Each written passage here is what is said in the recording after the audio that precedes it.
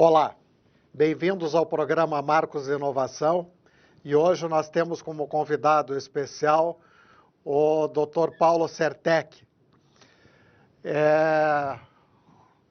Dr. Paulo, quais são as suas qualificações acadêmicas e profissionais, por favor? Eu sou formado em Engenharia Mecânica na Escola de Engenharia Mauá, em São Caetano do Sul. Depois fiz o mestrado em Tecnologia e Desenvolvimento aí na Universidade Tecnológica Federal aí do Paraná. E na Federal do Paraná também, na Universidade Federal, eu fiz um doutorado em Educação. Aí, enfim, de graduação, depois eu fiz também o Programa de Desenvolvimento de Diretores de Empresa e Gestores, o PMD, do IESE, Business School. São essas enfim, os cursos que eu fiz. Muito bem. Sob que perspectiva você orienta profissionais e estudantes para o desenvolvimento do espírito empreendedor e inovador? Uma boa pergunta, Marcos.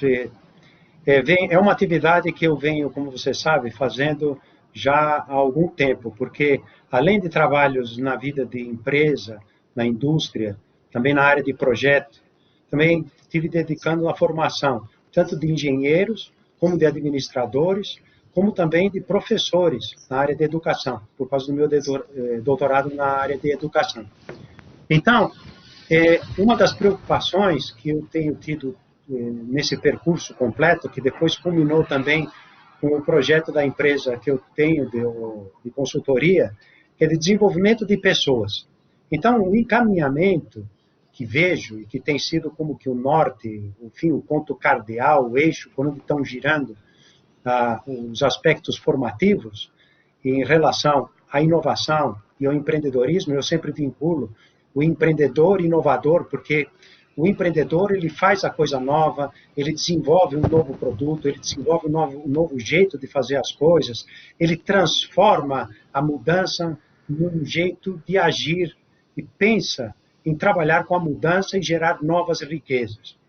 Mas isto precisa ser traduzido em termos de inovação, em termos de capacidade inovadora, em termos de competências chaves, em termos, vamos dizer, de qualidades, conhecimentos, habilidades ou hábitos e também atitudes. Então, como desenvolver isso? Existem uma maneira de uma pessoa poder ser um empreendedor inovador, melhorar em competências para a área específica onde está trabalhando.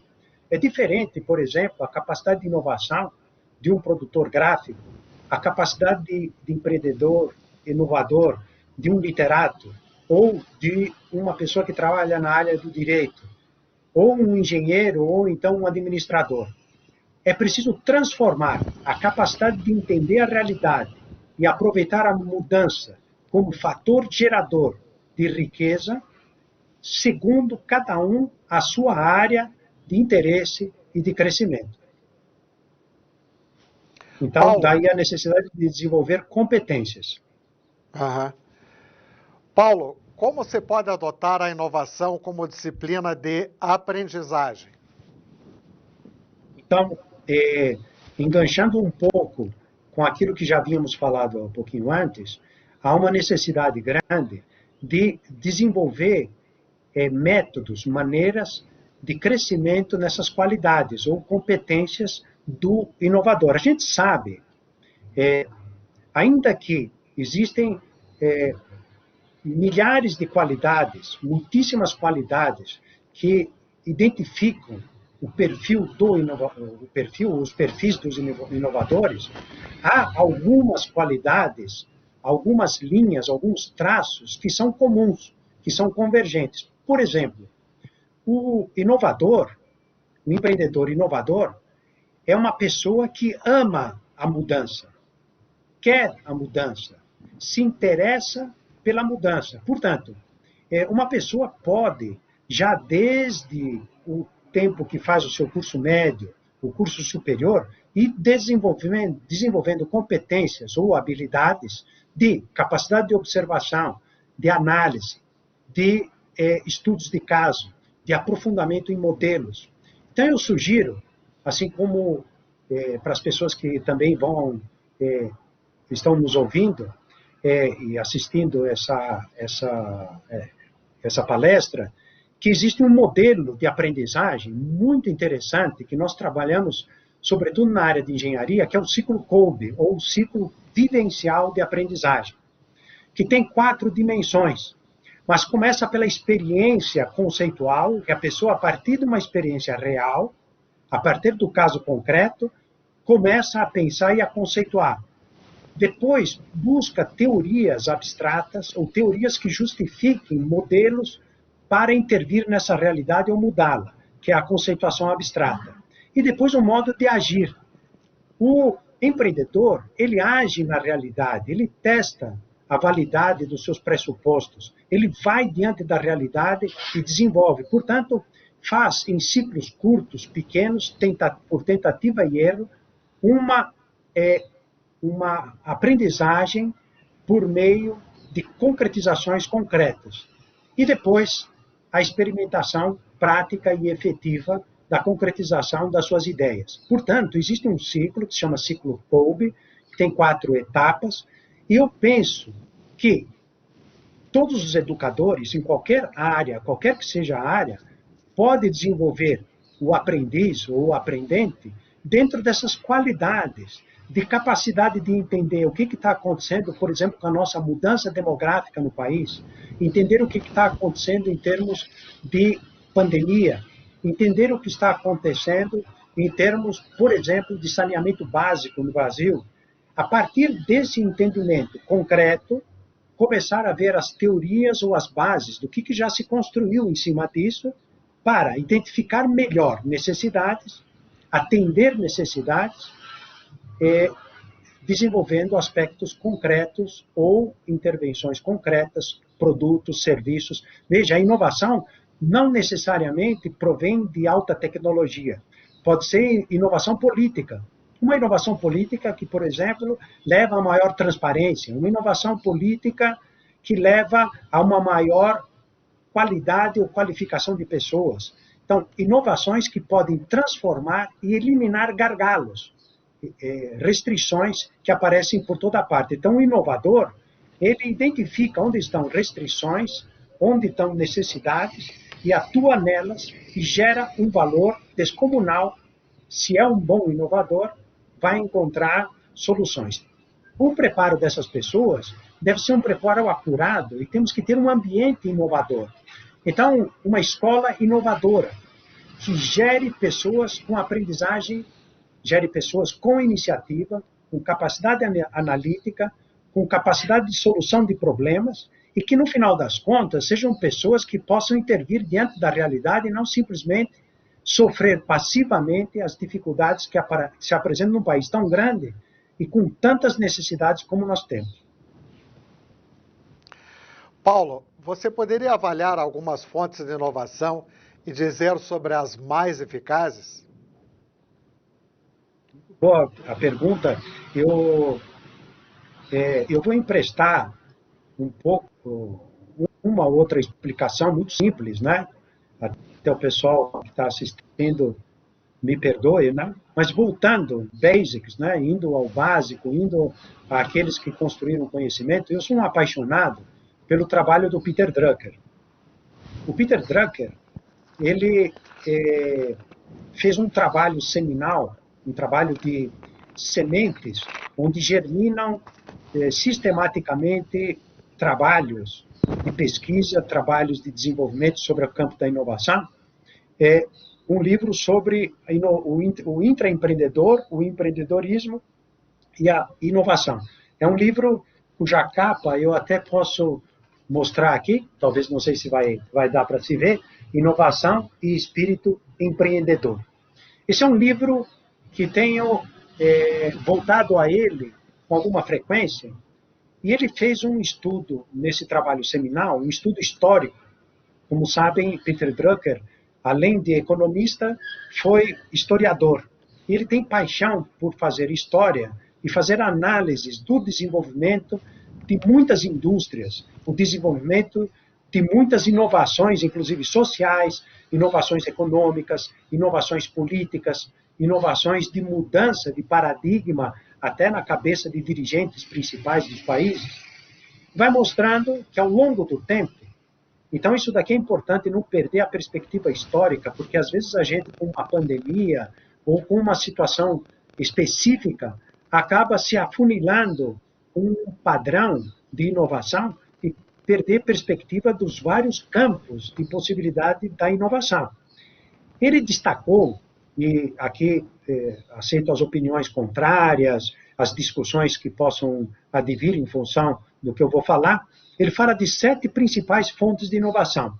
E as mais profícuas, as mais rentáveis e as mais sustentáveis ao longo do tempo estão com um trabalho historicamente bem feito, bem analisado, tem sido o campo, primeiro lugar, que Peter, eu vou citar só 2 primeiras, porque são 7, não daria para nós abordarmos isso daqui num espaço tão curto de tempo. Então, o primeiro núcleo e fonte de inovações no planeta e na história tem sido o inesperado. Tanto o fracasso inesperado como o sucesso inesperado daquele que está pretendendo empreender.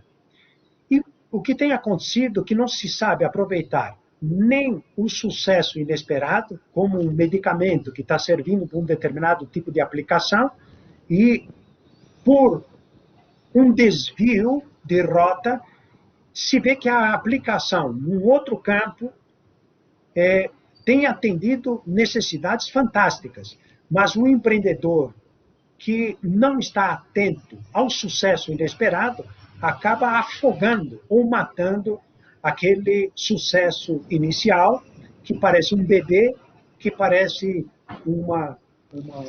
enfim, tão pequeno, e quando quer organizar aquele trabalho por meio de uma gestão tradicional, acaba matando um possível sucesso inesperado. E também o fracasso inesperado. Nós temos uma coleção enorme, não vou citar aqui, mas uma coleção, o próprio Kirchner no Boticário, se nós vemos a história inicial da fundação e dos inícios daquela farmácia, quando ele começou, nós vemos tanto um sucesso inesperado como um fracasso inesperado. E assim nós vamos tendo uma coleção de iniciativas que são sustentáveis e que não é preciso alta tecnologia para aproveitar essas necessidades que aparecem através do inesperado, sucesso e fracasso. E eu só cito mais uma, para não alongar a resposta sobre essa questão, de alguns tipos de inovação que são sustentáveis, porque a gente pensa que precisa ser alta tecnologia. Então, está aí também situações um pouco confusas, situações que temos tudo para dar um passo de inovação, temos tudo para dar certo, e aquilo não dá certo. Veja, por exemplo, só cito um exemplo, atualizando os casos que estudou Peter Drucker, é o nosso caso do saneamento do Brasil. Mesmo com o marco de saneamento aprovado, nós temos aí um país que, em termos de PIB, teria tudo para resolver esse problema. A quantidade de o cuidado com $1 que se coloca na saúde tem uma repercussão tremenda na saúde. Então, nós vemos aí que há espaço enorme para a inovação e não se faz nada, ou quase nada, ou pouco tem se feito para transformar essa situação do saneamento, porque não há esgoto, é uma grande parte do país, da população, e também a água encanada e tratada. Então, nós temos aí como fonte de melhoria social, saúde, importante as parcerias, inovação nesse campo, político, social e parcerias, para que a gente consiga alavancar esses projetos que estão engavetados há muitíssimo tempo no nosso país. Você falou de inovação na indústria. Em relação à indústria 4D, que tendências você destaca como oportunidades e como desenvolver competências em ambientes altamente mutáveis? Perfeitamente. Essa daí é uma questão que a todos, brasileiros e, sobretudo, os nossos alunos dos cursos superiores estão muito preocupados porque já as nossas grades curriculares, elas não estão dando conta das transformações tão intensas no campo da tecnologia. Então, quando se fala de indústria 4.0, ou alguns falam 4.D, nós estamos trabalhando com a questão da internet das coisas, estamos falando da inteligência artificial, e é um campo enorme, imenso, de aplicações que podem ser feitas. Mas eu cito aqui 4 casos que são recentes de sucessos no Brasil, de startups ligadas a essa indústria, mas que às vezes a gente está viciado em pensar em indústria automotiva, indústria metalúrgica ou indústria de outros tipos, e nós esquecemos do agronegócio. Então, 4 casos, quem quiser depois pode entrar em contato, eu já passo as referências, né, ligados ao agronegócio, em que alunos bastante jovens, recém-formados, mas já durante a faculdade, tanto administradores como engenheiro eletrônico, como engenheiro de computação, como engenheiro de produção. Nós vemos aí 4 campos interessantes que provêm de famílias que se dedicam ao meio rural, à produção agrícola e também à produção animal. A aplicação da internet das coisas para gestão da lavoura, gestão da produção, para o que foi interessante desses 4 cases, que tiveram muito mais aceitação com o seu entorno, com empreendedores mais jovens, para fornecer informações sobre, por exemplo, chuvas. A integração de um monte de dados, em vez de depender da intuição ou de uma experiência secular que possa ter para saber quando é o melhor momento para o plantio, quer dizer, cruzar todas essas informações que há já fornecidas do sistema meteorológico para dar subsídios aos produtores. Então, se encontram casos de startups com mais de 100 clientes já fornecendo essa assessoria a um preço, a um valor mensal, e tem todas as informações informações técnicas, informações de conhecimento ou informações de gestão. A gente poderia entrar nos outros campos, mas todas elas são subprodutos dessa revolução 4.0, que é a 4ª revolução industrial, da internet interligando todos os itens para dar maior produtividade no meio onde a gente estiver, seja no meio da medicina, entre os médicos, seja para a saúde em geral, para a produção agrícola, para a produção automotiva e assim por diante. Então, nós estamos bem no meio desse furacão e nos próximos 20 ou 30 anos, nós vamos ter uma invasão desses sistemas que vão ajudar ao aumento de produtividade e vão alterar completamente o modo de fazer, o modo de desenvolver a nossa indústria no sentido mais amplo, os negócios com essa atividade da internet das coisas. Como você avalia a inovação baseada em conhecimentos novos?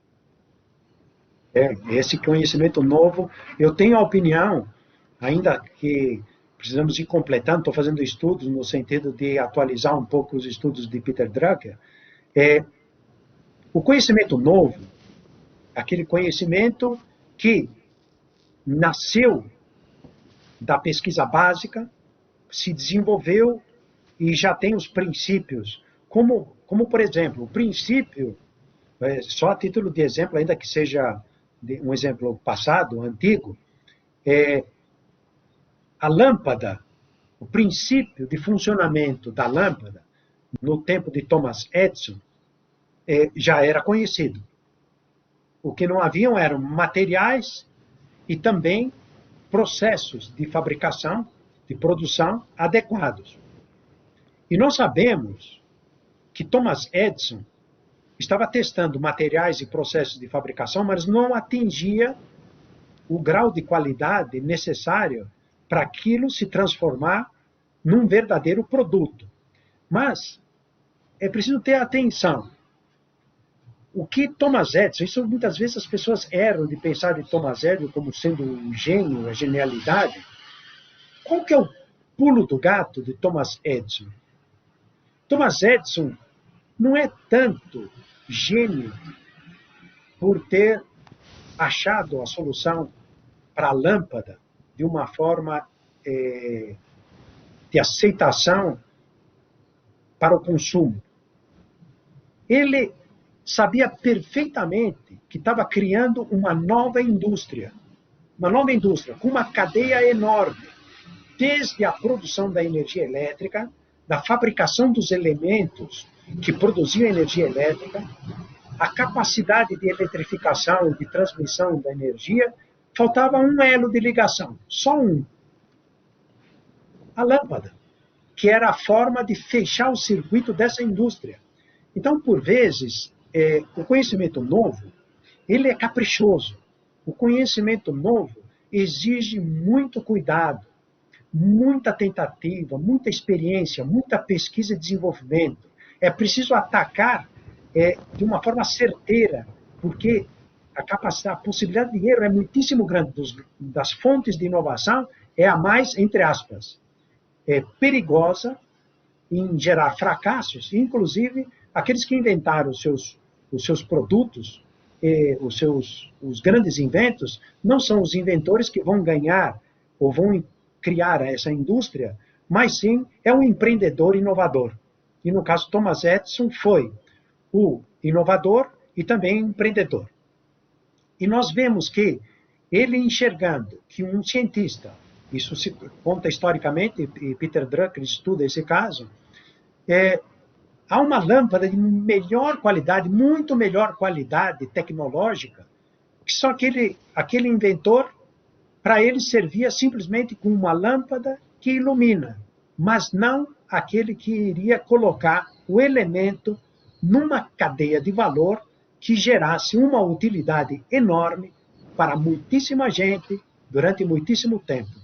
Os detalhes disso daí, porque depois Peter Drucker conta de que essa patente dessa lâmpada foi também absorvida pelo Thomas Edison para poder fechar essa cadeia de entrega de valor. Portanto, a inovação do conhecimento novo é a mais delicada, é a mais complexa, é a mais suscetível de risco e, portanto, quando a gente for entrar nela, tem que testar muito bem e estar muito ciente da cadeia de valor integral para poder entregar um valor ao consumidor.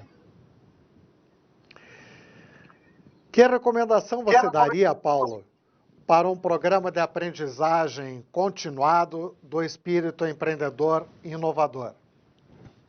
Eu acho que estamos todos nós, de fato, Marcos, eu não tenho assim, a solução, acho que estamos todos, né? Trabalhos também, lembro da tua preocupação também com criar inovadores, enfim, sementes de inovação. Então, isso deve ser preocupação de todos. Então, nós sabemos que em toda parte estão havendo as empresas juniores que procuram fomentar essa capacidade de liderar esse processo de crescimento, a capacidade empreendedora que é tão necessária para todos os países, e nós, por suposto, nós precisamos precisamos muitas soluções de problemas. Então, como fazer para ter um programa continuado? Estamos falando, então, de educação, estamos falando de educação continuada, e o cardápio das nossas escolas, dos nossos professores, das nossas faculdades, se vê com uma agenda muito grande de competências a serem desenvolvidas. Então, sugiro, dentre muitas outras capacidades, nós procurarmos atender desde a escola, e se possível, já desde o ensino fundamental, o desenvolvimento de metacompetências, isto é, competências que são chaves para muitas outras competências que depois vão gerar competências práticas ou de execução ou de operação. Mas, por exemplo, a capacidade de lidar com problemas, de lidar com dificuldades, a capacidade de autodomínio, portanto, liderar-se a si próprio. Então, se uma pessoa não tem autocontrole, liderança de si próprio, como é que vai poder liderar dentro de um meio totalmente imutável? Então, nós precisamos de uma educação que cuide de competências, de metacompetências. Entre elas, então, está essa capacidade analítica, a capacidade de autogestão, de gerenciar-se a si próprio, a capacidade de relacionamento e de lidar com o diferente, lidar para poder trabalhar de uma forma multidisciplinar, outras vezes interdisciplinar, e outras vezes ainda ultrapassando limites da própria disciplina, porque nós vemos que há muita ciência, muito conhecimento transbordando, ou ainda por encontrar um veio de transformação da nossa realidade. Então, as metacompetências, eu falei só de 3 delas, então, é a capacidade analítica, a capacidade de solução de problemas, a capacidade de relacionamento interpessoal, que nos leva ao trabalho em equipe. Podemos falar da capacidade de empreender e a capacidade de observação, de inovação. Então, tudo isso pode ser feito com estudo de solução de problemas, problemas adequados a cada faixa etária, segundo as necessidades, e não afunilando no campo tecnológico. Nós temos que ter grandes literatos com grande capacidade inovadora, nós temos que ter cientistas, matemáticos, e assim todas as áreas podem se beneficiar de uma educação ativa, inovadora e empreendedora. Eu agradeço ao Paulo Certec, amigo de muitos anos, pela excelente palestra. E eu deixo agora a palavra para as suas considerações finais, por favor. Bom, eu quero agradecer muitíssimo, né, ao Marcos e toda a equipe dele, né, o pessoal para conseguir que esse trabalho tão bonito que estão fazendo, né, eu cheguei a ver vários vídeos e com certeza você, talvez aí um grãozinho nesse conjunto de pessoas tão capazes, né, que têm aparecido e têm deixado testemunhos, ideias.